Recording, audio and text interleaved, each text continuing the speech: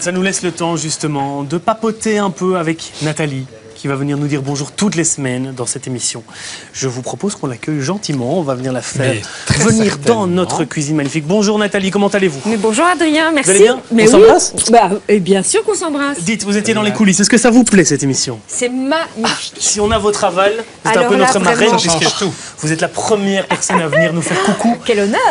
Oui, bah, c'est un honneur pour nous surtout. Et en plus, vous venez avec... chance. Oui, ça c'est vrai. Allez. C'est une première chose. Et en plus, vous venez avec toute une série d'assaisonnements qu'on pourrait utiliser notamment dans la recette du jour de Gérald. On rappelle qu'on cuisine un jarret de veau à la sauce. Je vous jure que vous alliez le dire. Je croyais que vous alliez le dire.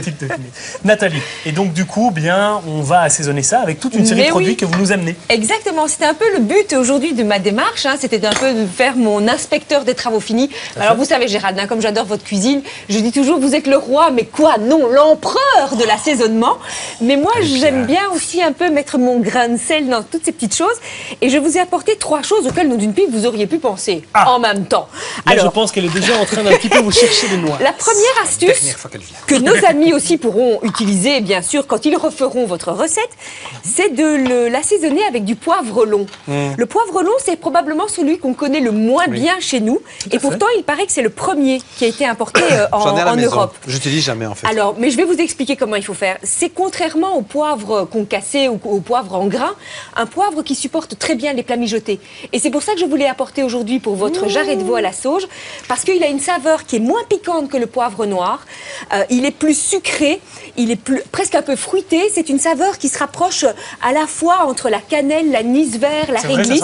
C'est un petit peu, c'est vraiment très particulier, c'est très très parfumé. Et on le met comme ça? Alors je vois, Gérald est déjà en train de le concasser. C'est pas nécessaire, Gérald. Vous pouvez le mettre directement dans la casserole. Alors évidemment, comme ça, vous avez toutes les saveurs qui se dégagent de votre poivre. Savez-vous aussi que c'est un poivre qui fonctionne très très bien sur les desserts. On peut le râper, par exemple, sur un gâteau au chocolat ou sur une tarte au citron. Et en fait, son gros avantage. Hein. Non, c'est pas piquant, c'est moins piquant que le poivre noir. C'est beaucoup plus parfumé. Et je trouvais que ça pouvait être très intéressant. Alors, on le trouve évidemment pas dans tous les supermarchés. C'est un produit d'épicerie fine. Mais je trouve que ça vaut la peine parce que justement, à l'approche de l'hiver, des soupes, des plats mijotés, dans une bolognaise, dans un minestrone et même dans une papillote, c'est un poivre qui fonctionne très bien. Et vous savez, comme j'adore les épices, donc j'aime bien vous emmener aussi à la découverte de choses un peu différentes. Et c'est pas beaucoup plus cher que du poivre normal? Un tout petit peu plus cher. Oui, mais c'est vraiment un poivre de qualité. C'est un poivre indien qui pousse sur une liane, sur les contreforts de l'Himalaya, en fait. Ça s'appelle le poivre long de Java. Bon, c'est la première chose. Très bien, c'est noté. La deuxième, mais qui est plus dans l'esprit de l'ossobuco, vous en avez parlé tout à l'heure, je vous ai apporté une grémolata. Alors, vous savez ce que c'est, Gérald, j'en suis sûre. La grémolata, c'est ce condiment qui est indispensable de l'ossobuco en Italie. Ce qui est intéressant, c'est que c'est un accompagnement froid. L'ossobuco qu'on peut trouver dans le jarret. Absolument. Mais l'ossobuco, c'est la préparation du jarret, mais qui est un peu particulière, que l'on fait à la tomate, ou bien qu'on peut faire sans tomate, etc. Et la grémolata vient en Italie relever, si vous voulez, cette préparation de viande braisée qu'est le jarret de veau en ossobuco, ou comme vous le faites à la sauge, qui est en fait une persillade. Donc c'est du persil du persil frisé, qui est vraiment haché tout fin, dans lequel on ajoute de l'ail et des zestes d'agrumes, en principe du citron, ça peut être aussi de l'orange. Vous pouvez lui apporter votre touche personnelle, y ajouter un petit peu d'anchois, par exemple, légèrement haché pour relever le goût salé, une pointe de noix de muscade aussi dans la grémolata, mais bonne idée, ça. Tout ça doit rester très subtil. Vous dites du persil frisé, Nathalie. Les Italiens n'utilisent pas plus du persil plat? Si, mais moi c'est du persil frisé. Je vous avais dit, mon grain de sel à moi. Hein, donc je vais chercher en Italie, mais je vous apporte pour que ce soit plus facile. C'est de Nathalie's Gremolata. Exactement. Alors le dernier produit que vous auriez pu utiliser, Gérald, et c'est vraiment un coup de cœur, ça vient de sortir dans certains supermarchés, en tout cas dans les épiceries fines. C'est un produit qui est développé par le comptoir des épices. Alors le comptoir des épices, pour la toute petite histoire, c'est un couple de Belges près de Verviers, monsieur et madame Vérité. Ils sont en reconversion dans une deuxième vie, c'est mignon. Hein. Et ils ont donc une entreprise de production d'épices. Et alors ils ont créé cette gamme qui s'appelle Illico Presto, si vous voyez, Illico Presto. Et ce sont des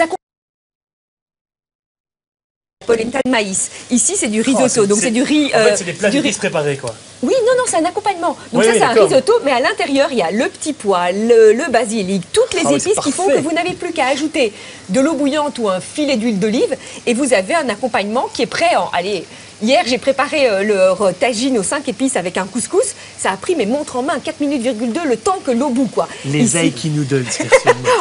Je ne veux plus entendre ce mot de votre bouche, maintenant que vous êtes le gars du chef. C'est vrai, je voilà, ne peux plus. exactement. Et ça coûte cher, ça? Alors, ça coûte à peu près 6 €. Il faut regarder sur leur site internet, c'est comptoir-desépices.be, et vous aurez toutes les informations. Vous pouvez prendre contact avec eux et ils vous donneront le magasin le plus proche de chez vous pour trouver leurs produits. Je trouve que c'est vraiment chouette, c'est un vrai coup de cœur, en tout cas. Nathalie, on vous remercie grandement pour toutes ces informations capitales. On rappelle évidemment que vous êtes la journaliste culinaire du magazine Femmes d'aujourd'hui. On vous retrouve chaque semaine dans le magazine Femmes d'aujourd'hui. Et puis on va vous retrouver aussi chaque semaine dans notre émission Un gars, un chef. Je vous propose de rester avec nous, comme ça vous allez